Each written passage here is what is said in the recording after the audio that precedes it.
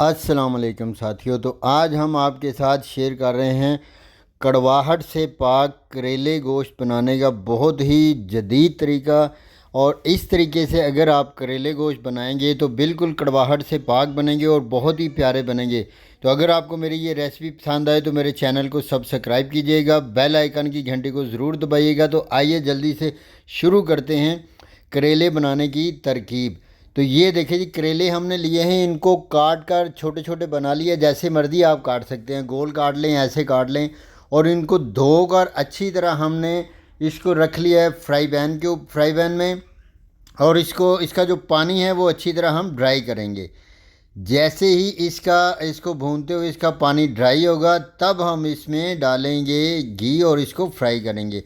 तो उसी तरह में हम लेंगे प्रेशर कुकर, उसमें डालेंगे, ये हमारे पास 1 किलो गोश्त है। इस गोश्त में हम डालेंगे कुछ पानी डालेंगे और इसके साथ हम डालेंगे इसमें प्याज और टमाटर। तो लीजिए, सबसे पहले हम इसमें डालेंगे प्याज, अदरक और लहसुन।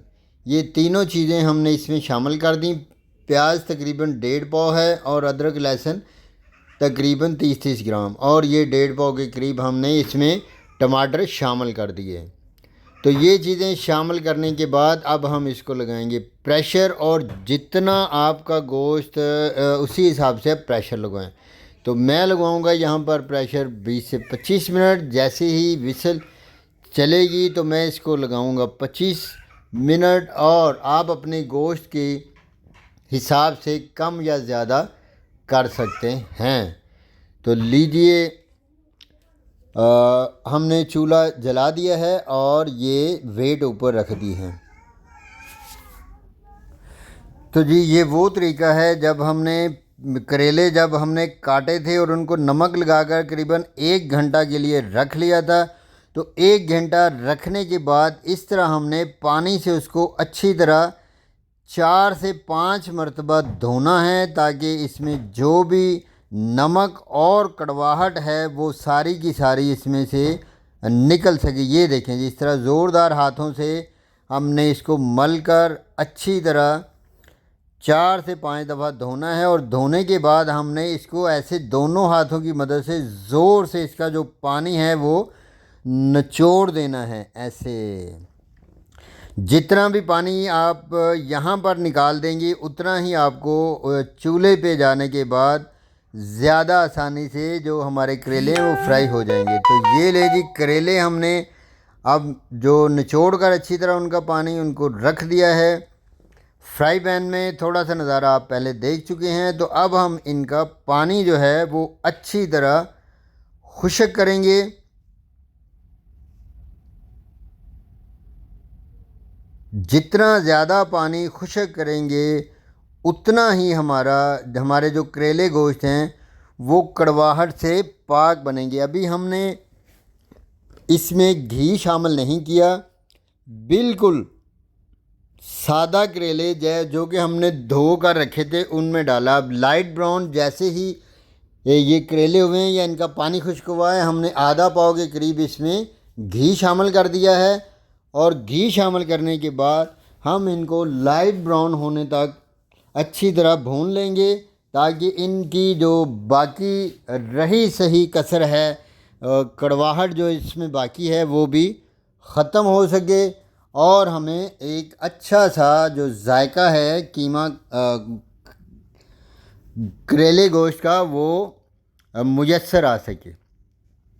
तो ये बहुत ही नायाब और एंटीक तरीका है। ऐसा तरीका आपने पहले नहीं अपनाया होगा, ना ही आपने इस तरीके से कभी करेले बनाए होंगे। और ये देखें जी, अब हमारा जो गोश्त है वो बिल्कुल रेडी हो चुका है, यानी कि उसको 25 मिनट हो चुके हैं। तो अब हम प्रेशर कुकर को नीचे उतारेंगे और जो विसल है, वेट है, उसको उठा देंगे। और उठाने के बाद हमने रखी है कढ़ाई चूल्हे के ऊपर, और ये प्रेशर कुकर में जो कुछ हमने डाला था उसको डाल देंगे अपनी प्यारी सी कढ़ाई में। और इसको करीबन 10 मिनट तक हम करेंगे अच्छी तरह भूनेंगे इसको अच्छी तरह, ताकि इसका जो पानी है वो खुश्क हो सके और प्याज, अदरक, लहसुन और थूम जो है वो अच्छी तरह इसमें मिक्स हो सके और इसकी ग्रेवी अच्छी बन सके। 1 चम्मच लाल मिर्च की डालेंगे और आधा चम्मच डालेंगे हम हल्दी का।